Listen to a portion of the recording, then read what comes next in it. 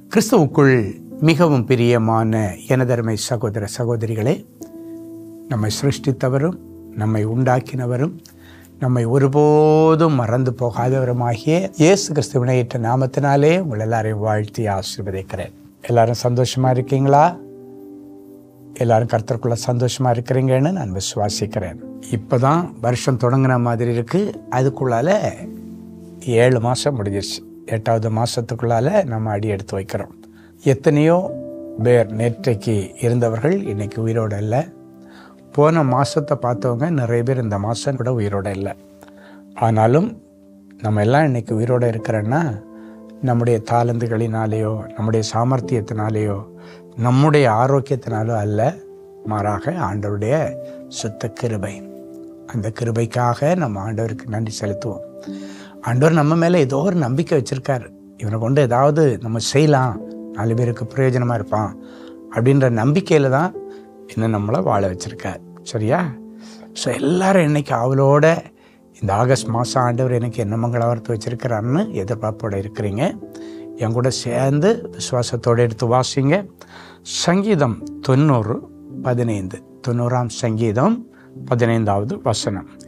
தேவரீர் எங்களை சிறுமைப்படுத்தின நாட்களுக்கும் நாங்கள் துன்பத்தை கண்ட வருஷங்களுக்கும் சரியாய் எங்களை மகிழ்ச்சியாக்கும்.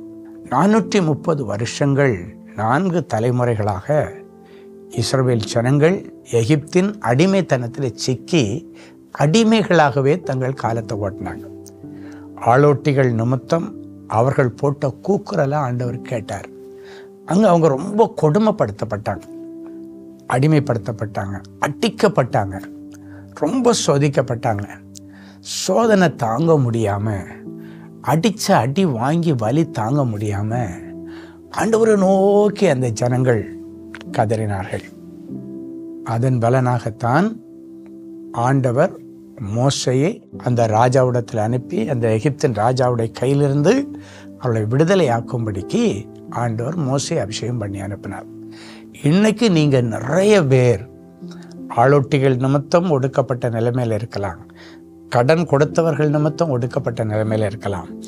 அவங்க உங்களுக்கு கொடுத்த அந்த வேதனையான சம்பவங்கள், உங்களை துன்புறுத்தின காரியங்கள் உங்கள் மனசை ரொம்ப நோகடித்தபடியினால இன்னைக்கு மோசே மூலமாக இஸ்ரவேல் ஜனங்களுக்கு ஒரு விடிவு காலத்தை கொடுத்தது போல இந்த வசனத்தின் மூலமாக கர்த்தர் இன்றைக்கு உங்களுக்கு ஒரு விடிகாலத்தை கொடுக்கிறார். அப்போ மோசே ஆண்டவரிடத்தில் பண்ணின பிரார்த்தனை தான் இந்த வசனம். ஆண்டவரே, நீர் எங்கள் ஜனங்களை சிறுமைப்படுத்தப்படும்படிக்கு ஒப்பு கொடுக்கப்பட்ட நாட்களுக்கும் நாங்கள் துன்பத்தை கண்ட வருஷங்களுக்கும் கொடுமைகளையும் கொடூரங்களையும் அனுபவித்த வருஷங்களுக்கும் சரியாக எங்களை மகிழ்ச்சியாக்கும் என்று வேண்டிக் கொண்டார். ஆண்டவர் அந்த ஜெபத்தை கேட்டு இஸ்ரவேல் ஜனங்களை அங்கிருந்து விடுதலையாக்கி அவங்க 430 வருஷம்தான் கஷ்டப்பட்டாங்க. ஆனால் அதன் பிறகு இப்பொழுது பல 1000 வருஷங்கள் தாண்டியும் ஆண்டவர் அந்த ஜெபத்தை கேட்டு இன்றைக்கு இஸ்ரவேல் ஜனங்களுக்கு, இஸ்ரவேல் கோத்திரத்தில் வருகிற உங்களுக்கும் எனக்கும் ஆண்டவர் இரக்கம் செய்து கொண்டிருக்கிறார். ஜன துன்பத்தை கண்ட வருஷங்களுக்கும் சிறுமைப்படுத்தப்பட்ட நாட்களுக்கும் சரியாக எங்களை மகிழ்ச்சியாக்கும். அப்படின்னா என்ன அர்த்தம் தெரியுமா? 430 வருஷம் நாங்கள் கஷ்டப்பட்டோம், அதுக்கு சரியாகனா அதே போல் ஒரு அடுத்த 430 வருஷம் எங்களை நல்லா வைங்கன்னு அர்த்தம்.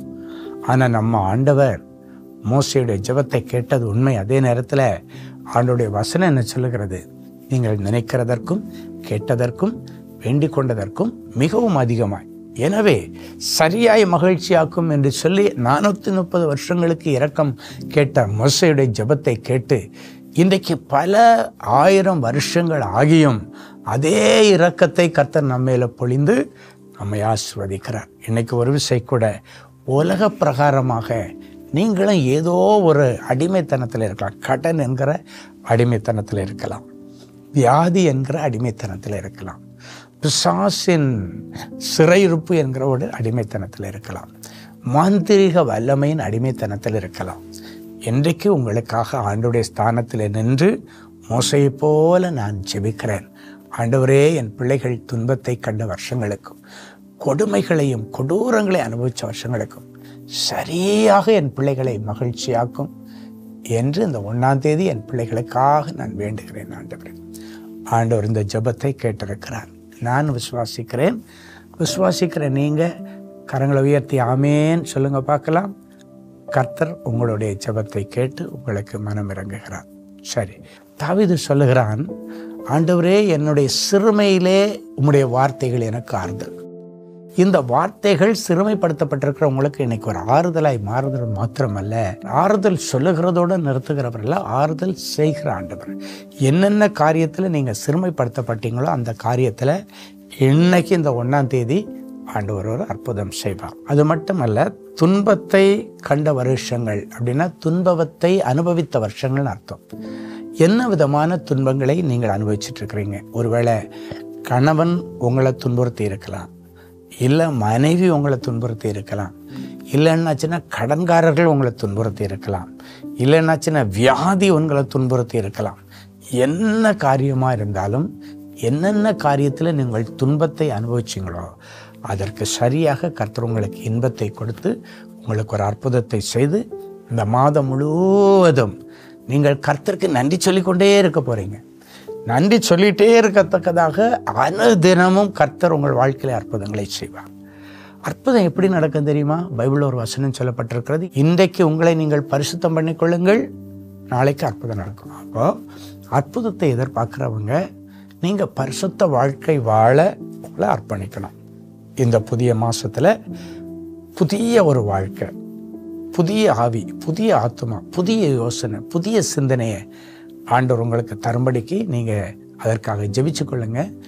மெயினாக உங்கள் வாழ்க்கையில் எந்தெந்த காரியத்தை எல்லாம் தூக்கி வீச முடியலையோ, என்னென்ன பாவம் ஆண்டவருக்கு விருப்பம் இல்லாத இருக்குதோ அது எல்லாத்தையும் தூக்கி வீசினீங்கன்னா அதோடு சேர்ந்து உங்கள் தரித்திரங்கள் தூக்கி வீசப்படும், அதோடு சேர்ந்து உங்கள் அவமானங்கள் தூக்கி வீசப்படும், அதோடு சேர்ந்து உங்கள் வியாதிகளை ஆண்டவர் தூக்கி வீசி மாதம் முழுவதும் உங்களுக்கு சமாதானத்தை கர்த்தர் கட்டளையிடுவார். ஜெபிக்கலாமா? அன்பான ஆண்டவரே, உமக்கு நன்றி. என் பிள்ளைகள் துன்பத்தை கண்ட வருஷங்களுக்கும் சிறுமைப்படுத்தப்பட்ட நாட்களுக்கும் சரியாக என் பிள்ளைகளை மகிழ்ச்சியாக்கும்.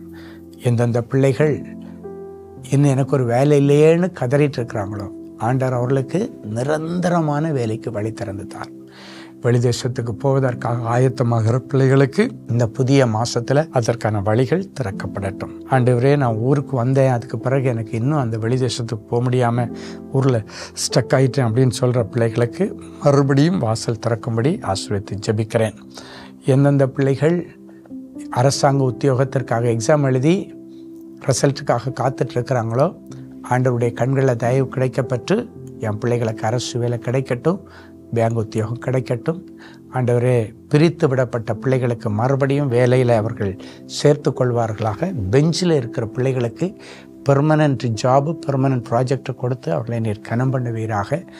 எந்தெந்த பிள்ளைகள் மனசளவில் நொந்து போய் வாழ்க்கையே எனக்கு ரொம்ப கொடுமையாக மாறிடுச்சுன்னு இருக்கிறாங்களோ அவருடைய வாழ்க்கை கொடுமை நிறைந்த அவருடைய வாழ்க்கையில் இன்னைக்கு பிறகு ஒரு சந்தோஷம் பிறக்கும்படிக்கு கர்த்தர் ஒரு அற்புதத்தை செய்வீராக. யாரெல்லாம் இவங்களை கொடுமைப்படுத்தினாங்களோ அவங்க எல்லாம் இவர்களுக்கு இனி ஆறுதலின் மக்களாய் மாறும்படிக்கு ஆசீர்வதித்து ஜெபிக்கிறேன். கணவன் மனைவிக்கு இடையில் இருக்கிற கோல்டு வார் மாறட்டும், ஈகோ மாறட்டும். அதை தொடர்ந்து வருகிற சண்டை சச்சரவுகள், கொடுமைகள் எல்லாவற்றுக்கும் முடிவை கொண்டு வந்து இவர்கள் வீடு இன்னைக்கு பிறகு ஒரு குட்டி பரலோகமாய் மாறும்படிக்கு நிறைஞ்ச மனசில் என் பிள்ளைகளை ஆசீர்வதிக்கிறேன். அதிசயங்களை காணப்பண்ணும். வியாதி என் பிள்ளைகளை கொடுமைப்படுத்தி இருந்தால் இன்றைக்கு என் பிள்ளைகளுக்கு அந்த வியாதியிலிருந்து ஒரு விடுதலையை தாரும். எந்தெந்த பிள்ளைகள் திருமணம் ஆகலேன்னு கதறாங்களோ ஆண்டவரே, இந்த புதிய மாதத்தில் கட்டாயம் என் பிள்ளைகளுடைய கண்ணீரை கண்டு ஏற்ற துணையை உண்டு பண்ணுவீராக. எந்தெந்த பிள்ளைகள் கற்பத்தின் கனி இல்லைன்னு கதறுகிறார்களோ இந்த புதிய மாதத்தில் என் பிள்ளைகளுக்கு கற்பத்தின் கனியை தங்க பண்ணினீர், உமக்கு நன்றி. எந்தெந்த பிள்ளைகள் எனக்கு இன்னொரு சொந்த வீடு இல்லைன்னு கதறாங்களோ அத்தனை பேருக்கும் கர்த்தர் வீடு வாசலுக்கு வழி திறந்து தார். என் பிள்ளைங்க ரட்சிக்கப்படலையே, என் புருஷன் ரட்சிக்கப்படலையே கதறுகிற பிள்ளைகளுடைய குடும்பத்தின் மீது ரட்சிப்பின் போர்வையை போர்த்தி ஜெபிக்கிறேன். இந்த மாதம் அவர்களுக்கு ஒரு ரட்சிப்பின் மாதமாக கர்த்தர் அமைத்து தாரும். இயேசுவின் மூலம் பிதாவே, ஆமென்.